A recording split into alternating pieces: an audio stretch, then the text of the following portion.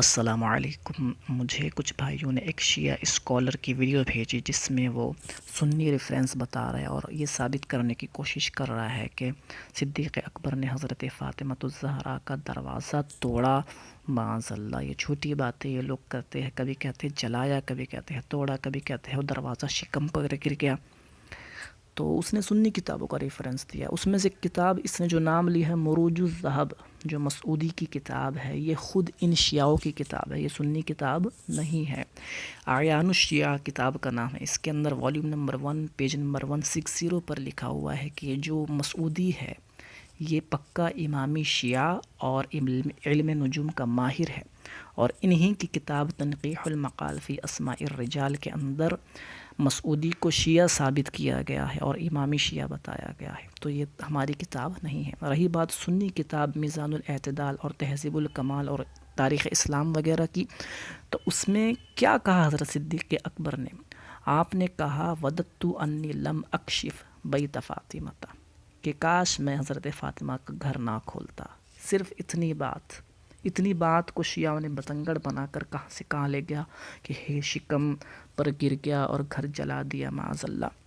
اتنی بات سے کیا ثابت ہوتا ہے؟ یہ تو کوئی بھی واقعے کی بات ہو سکتا ہے جنگ کا زمانہ ہو، جنگ چل رہی ہو، اس وقت دروازہ وغیرہ کھولا گیا ہو کوئی چیز کے لیے، تو بعد میں وہ بات ان کو ٹھیک نہ لگی ہو، مطلب ان کو ڈسٹرب کرنا اچھا نہ لگا ہو، تو یہ تو کوئی بھی بات ہو سکتی، کسی بھی واقعے کی ہو سکتی، کسی بھی زمانے کی ہو سکتی ہے۔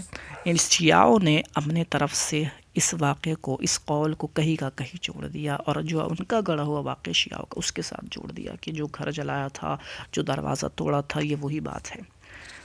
یہ ایک بات ہو گئی۔ دوسری بات، انہی کتابوں کے اندر میزان الاعتدال، جو سنی کتابوں کا اس نے نام لیا ہے، اس حدیث کو کوٹ کرنے کے بعد لکھا ہوا ہے، اس میں ایک جو نریٹر ہے، راوی ہے علوان بن داؤد، اس کو منکر الحدیث لکھا ہوا ہے کہ اس کی حدیث کا انکار محدثوں نے کیا ہے، یہ منکر الحدیث ہے، اس کی حدیث مانی نہیں جاتی۔ تو جب ایسی روایت ہے تو کس کی حدیث مانی جائے گی؟ تم 10 ریفرنس لاؤ، 20 ریفرنس لاؤ، اگر کوئی جھوٹی خبر 10 اخباروں میں چھاپ دی جائے تو کیا وہ سچی ہو جائے گی؟ کوئی جھوٹے کی خبر 10 اخباروں میں چھاپ دی سچی نہیں ہو سکتی۔ امام ابن شاہین نے کتاب و تاریخ اسماء الضعفاء والکاذبین کے اندر اس کو، یعنی علوان ابن داؤد جو اس حدیث کا نریٹر ہے، اس کو لکھا ہے احمد بن صالح کی روایت سے کہ یہ جو کاذب تھا، یہ وہ حدیث گڑھنے والا تھا، اور کہاں امام احمد بن صالح نے موضوع کذب، یہ جو حدیث ہے موضوع ہے، جھوٹ ہے، لا ينبغی ان یکتب ولا یقرأ ولا یحدث بہ، کہ نہیں چاہیے کہ اس کو لکھا جائے، اس کو پڑھا جائے اور اس کو روایت کیا جائے۔ تو یہ حدیث جھوٹی حدیث ہے اہل سنت کے نزدیک۔ کچھ محدثوں نے اس حدیث کو جو ہے علوان ابن داؤد کو ثقہ کہا ہے، شیعہ ثابت کرتے ہیں، جبکہ جمہور اہل سنت کے محدث اس کو منکر الحدیث اور حدیث سے گڑھنے والا کہتے ہیں، اور جمہور کی بات مانی جاتی ہے۔ امام بخاری نے اس کو منکر الحدیث کہا ہے، تو یہ روایت ہی صحیح نہیں ہے، ضعیف سے بھی بدتر روایت ہے، تو اس کو ہم مان نہیں سکتے۔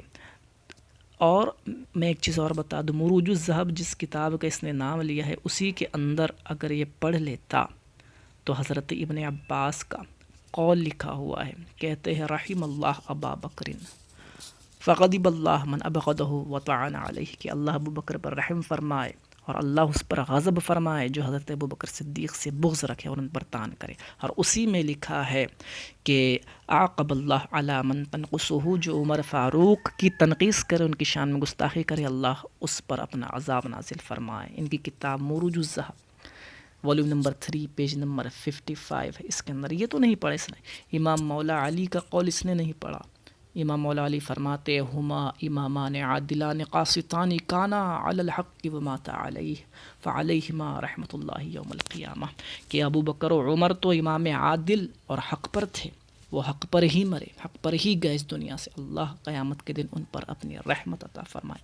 انہی کی کتاب ہے احقاق الحق پیج نمبر 6، اور انوار Naumania volume number 1 page number 99 پر یہ لکھا ہوا ہے مولا علی کا قول۔